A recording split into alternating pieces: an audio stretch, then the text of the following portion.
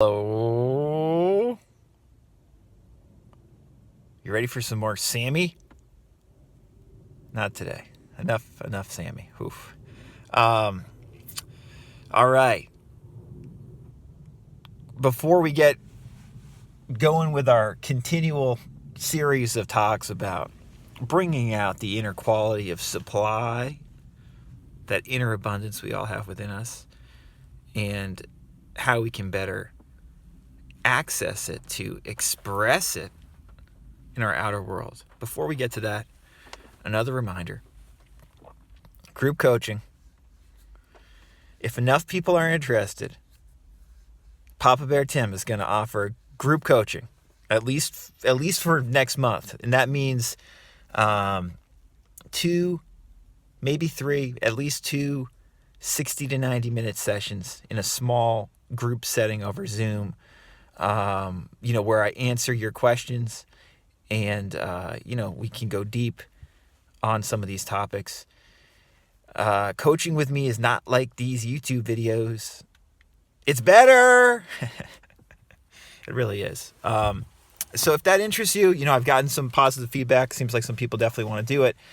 If a couple more people definitely want to do it, then we'll do it. So let me know if you're interested in this group coaching offer. As I mentioned yesterday, it's going to be very reasonable. I think it's going to be like $95 for the month for 2 or 3 of these group coaching sessions. And with that, I have nothing else to remind anybody of. Oh, yeah, no, I do. I was talking about the Berenstain Bears a couple weeks ago, and how subtly negative that show is. Or not even subtly, just how negative that show is. Let me just say, before we move on to this is important information, especially if you have children. Fucking Daniel Tiger. Daniel Tiger is an atrocious show, and it just shows you how fucking stupid we are in terms of not understanding how suggestibility works. Daniel Tiger is constantly, he's a scaredy cat. Quite literally, he's a scaredy cat. And the whole show is about these animals bitching and whining and being scared. And that is one of the worst things you can suggest to a child. So it's just Daniel Tiger. Just wanted to give you my quick review of that as well. Berenstain Bears, Daniel Tiger. Again, where else are you going to get this information? Only from Papa Bear Tim. So this series, moving right along slightly more seriously, perhaps, this series is not meant as like about bringing out inner supply. It was not meant as like a comprehensive study or course about this subject. It was more like, I had this idea on a rainy night to explore that Joseph Murphy chapter about wealth more. And from there, I decided to bring in Joel Goldsmith and Raymond Charles Barker's ideas because they're so good. So it's not like I'm trying to bring all these different teachers into this and cover all the bases. There's so many good teachers who talk about this that I have not mentioned that I love. And, I just want people to know that. That said, I have mentioned some books perhaps that people have not heard of before. I know some of you have heard of like Rich as Fuck by Amanda Frances. That's a very good book. A great book, honestly. Definitely worth checking out. I assume a lot of you have never heard of Genevieve Rackham. She wrote the book Sexy Money, but she's more like, that book is very, very good, but her coaching is really good. Her Facebook page is really good. I've taken several coaching programs with her. She's terrific. Really, really good teacher talking about bringing out inner supply. And today, before I want to talk about Richard Dotz today, okay? It's like, geez, Tim, cuts to the chase here. Before that, though, I mentioned in one of the recent videos, maybe yesterday, I know I mentioned Victor Bach yesterday, that book. A small book that was inspired by that book and that I've mentioned before is Happy Money by Lena Buenastar. It's on Kindle. It's like $1. It's well worth reading. Happy Money. It's about leaving money just like on the street. I've spoken about this elsewhere. I'll put a link above. of me talking about how powerful a practice this is, Happy Money. But I'm pretty sure Lena was directly inspired by Victor's book.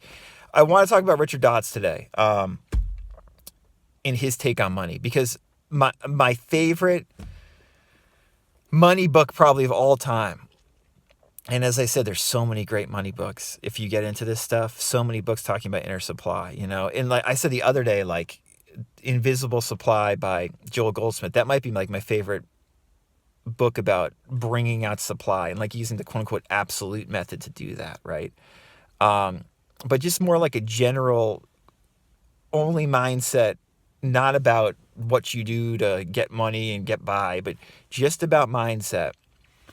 My favorite money book of all time is probably Banned Money Secrets by Richard Dotz. Longtime listeners to the podcast or of followers of this channel know that. And they also know that I love Richard Dotz. I always talk about his book, Dissolve the Problem.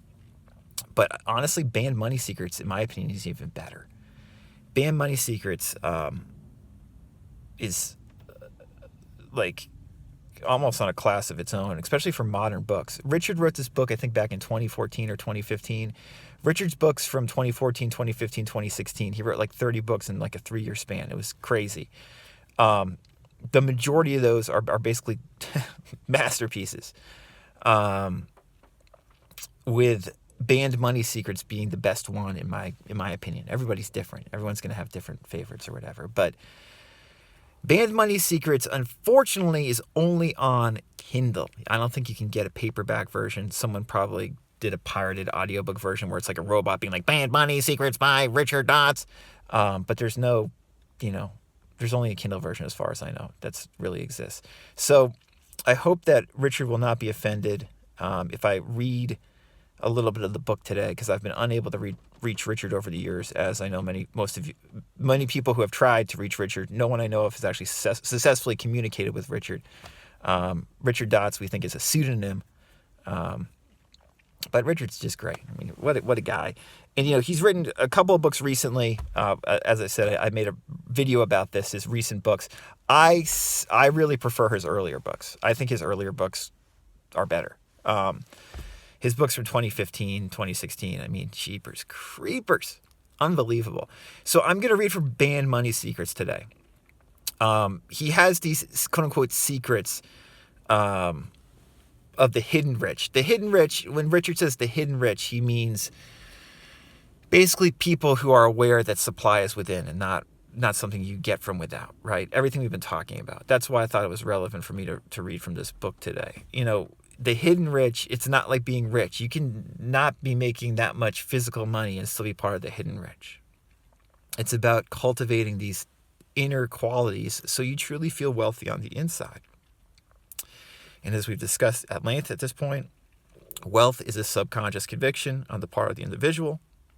If you feel that wealth on the inside, your outer life is going to reflect wealth in the ways that are important to you. So he has a bunch of quote unquote secrets that he shares at the end. These secrets I'm going to read, I'm not going to be able to read all of them today. Maybe we'll make another video about this, or maybe I'll just read a couple. But don't think that just hearing these secrets and it's like, I don't have to read the book. If what I'm about to read to you appeals to you at all, read this fucking book. Okay?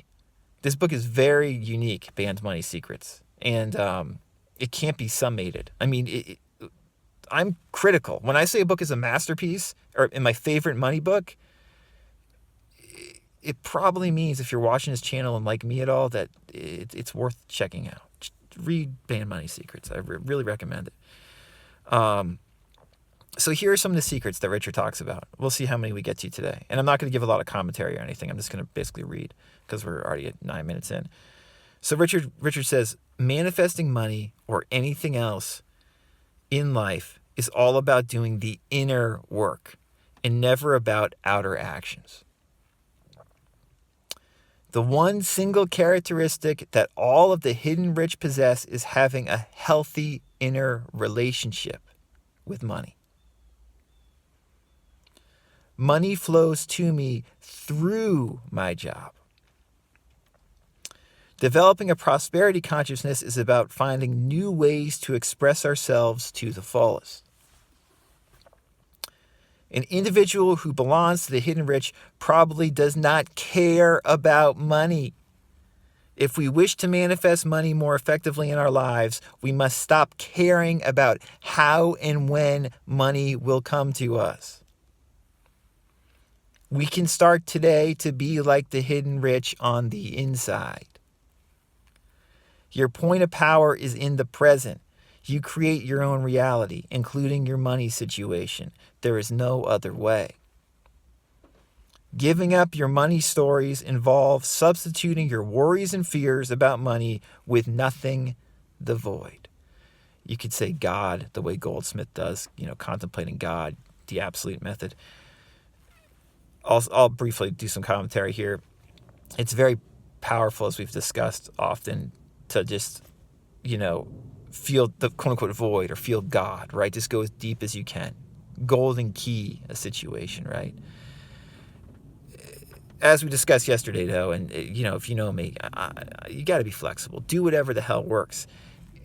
If you are auto-suggesting or actively affirming, you're replacing your story. You don't have to go into the void, is what I'm saying. You can replace your story of lack with one of wealth by just saying to yourself over and over again, wealth, wealth, wealth. So I love that approach, but you don't have to go into the void, You don't have to think about it that way, just want to make that pragmatically clear so people don't freak out about that point. Thoughts says, the key to manifesting money is staying in the void long enough to create an opening through which the universe can work its magic. Again, if that sounds too esoteric, don't worry about it. In relation to like auto-suggestion and affirming, I would say like if you just keep on affirming something for a while, it becomes almost automatic. It's like a mantra in your head, and then just slowly you believe it. That's almost like you went into the void. But again, that sounds way too esoteric when I say it. Don't even worry about it. If you read this book, you'll understand more what Richard's getting at when he talks about the void. Dotz goes on to say, we should set our own internal standards, benchmarks about money, instead of relying on those set by others. The physical amount of money is never an issue. It is the beliefs we have come to associate with it that causes all our negative feelings. I'm reading this stuff quickly, but I hope you're listening. You might have to listen to this again. I mean, all these points are extremely profound. Again, Dotz is he's next level when it comes to this stuff. He writes, the thoughts that arise spontaneously for you about money reflect your current levels of consciousness. Levels of consciousness, don't worry about that much. That's just a phrasing or whatever. The universe responds to the sum total of your innermost inner thoughts and beliefs about money. Again, the universe responds to the sum total of your innermost inner thoughts and beliefs about money. In other words, what you believe is what shall come to pass, as we've been discussing. You can cultivate your inner feelings of abundance independent of current reality. When you take outer-directed actions for the sake of attracting money, you are compounding those feelings of lack. Again, wicked profound. Just because I'm reading it fast, don't think that this stuff is like stuff you can pass over. Most people feel an inordinate amount of guilt and shame about money. When these are removed, the money flows. We're reading all these fucking things. We're gonna bash through the rest of this list unless my phone dies. Financial independence is the ability to live from the income of your own personal resources. We mentioned that a couple weeks ago, that quote, and how I think I first heard it here, and it's a quote from Tracy, or no, it's from Jim Rohn, I believe, and Dotz, I think I first heard it here. Tithing alone can never make anyone rich. The corresponding increase in prosperity consciousness has. In other words, you feel better when you give money or donate money, and because of that, your prosperity consciousness, you feel more wealthy because of that. That's why people have become rich through tithing and donating. It's not what you do for a living that matters. People who have achieved an inner alignment balance have that Midas touch when it comes to investments. This word represents obligation and gives us a clue that something is not coming from our higher self. should.